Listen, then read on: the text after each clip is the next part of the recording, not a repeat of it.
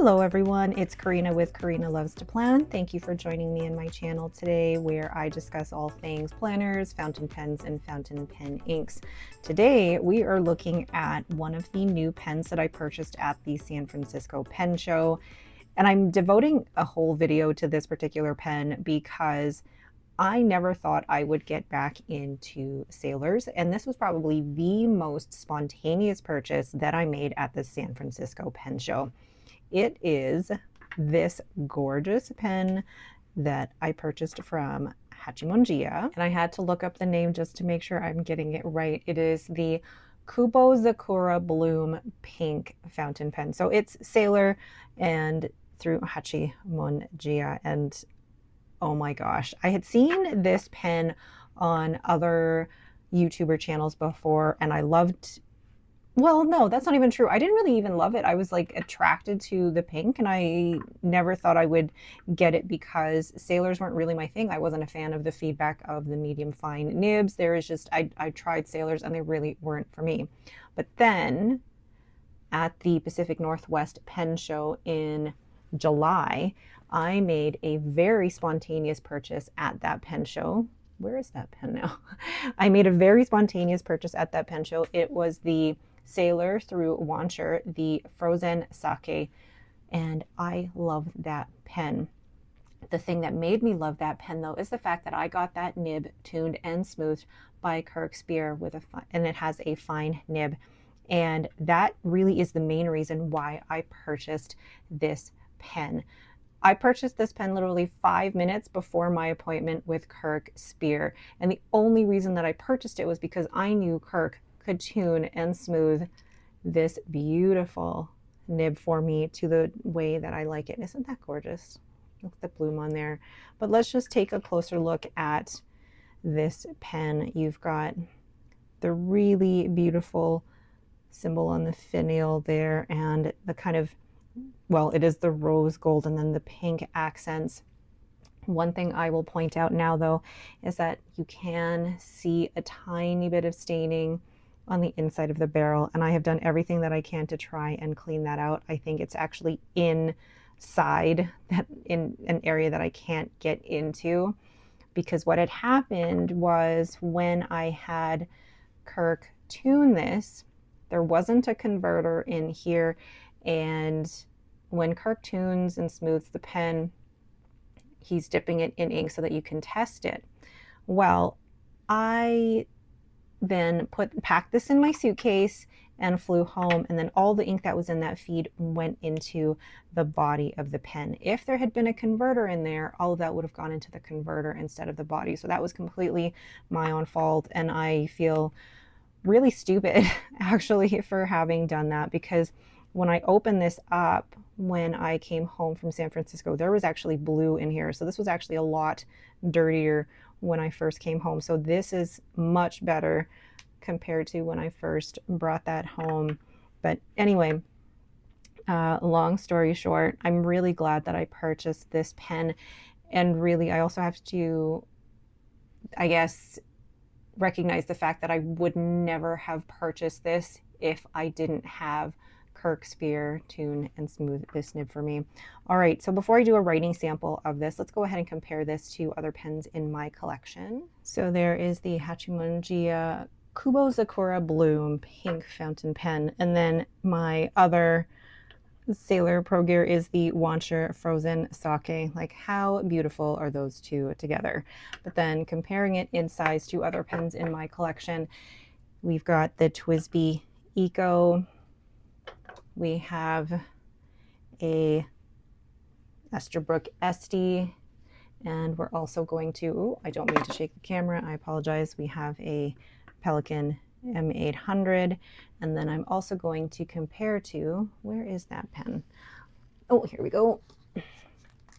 My Pilot Vanishing Point, and just comparing the different sizes here.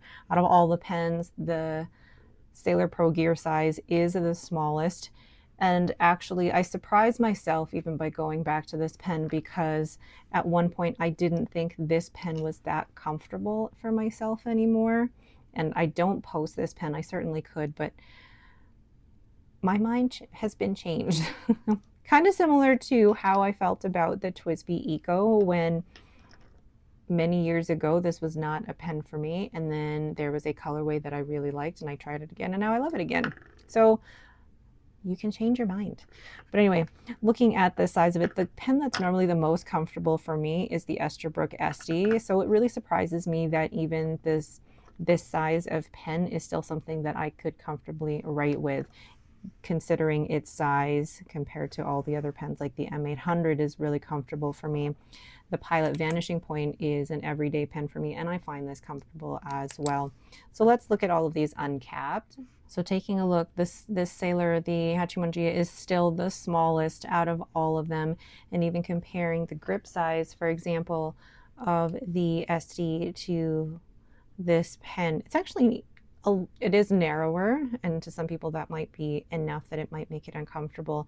But with the way that I hold this pen, I think with just the size of my hand, it's small enough that it fits in there comfortably. Where my finger hits the threads, it's not sharp at all.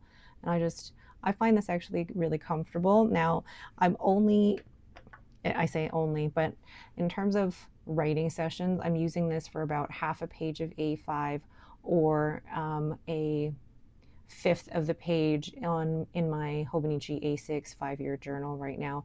So it's not long 2-3 page writing sessions. So what I'm using it for, it is comfortable for me. All right, so let's go ahead and weigh this pen really quickly and then go ahead and do a writing sample with a new ink that I also purchased at the San Francisco Pen Show. So this pen capped is 25 grams, and then uncapped it is 16 grams. So the cap itself is 9 grams. So not too heavy of a pen. It fits really well in my hand. And then let's just look at this gorgeous nib. That's just stunning. All right, let's do a quick writing sample of this pen. So I'm here in my Hobonichi A5 notebook with 52 GSM Tomoe River paper, and I have the stamp here from Everyday Explorers Co. I've linked their shop in the description, and it is the new Pen Day stamp set because it is a new Pen Day. So let's zoom in here. And the brand will be Hachimonjiya. The model is a Pro Gear. The nib is a fine, which I never thought I would go with a Sailor fine. And the color is, I need to look this up again, Kubozakura Bloom Pink. And it is inked with Kobe strawberry chocolate. Love it. Just stunning. This was a very, very spontaneous purchase. And I would have never purchased this if I did not have an appointment with Kirk of Pen Realm. I'm not a fan of Sailor feedback, so he was able to tune and smooth away most of that for me. So now it's so smooth. And I love how crisp the fine line is, and the flow of the ink is really lovely too. Just so happy with this. So that is my newest pen, my, I guess, latest purchase, and this was from the San Francisco Pen Show. Now, in terms of my purchasing for the rest of the year, I do not have any plans to purchase any more pens for the rest of the year, just due to a rule that I made for myself that if I was going to be purchasing from retailers outside of Canada, I'd like to do that in person at a pen show or at an actual brick and mortar pen shop that I'm visiting, whereas I'm okay to spend on pens in Canada and have it shipped within Canada. But I'm really trying not to buy too much until the end of the year, until next year, just because I feel like I'm in a really good place with my collection. There's nothing that I'm in search for or yearning for. There's nothing on a grail list or a wish list at the moment. I'm really in a nice place where I'm just enjoying what I have in my collection.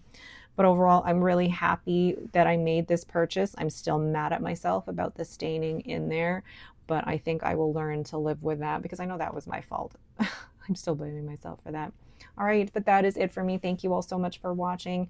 If you have any questions, please let me know down below. I know of one other person who made this purchase as well at the San Francisco Pen Show, and I'm not going to say it was a steal, but it was one of those limited edition pens that I never thought I would get, and I didn't have to pay shipping for it because I purchased it in person.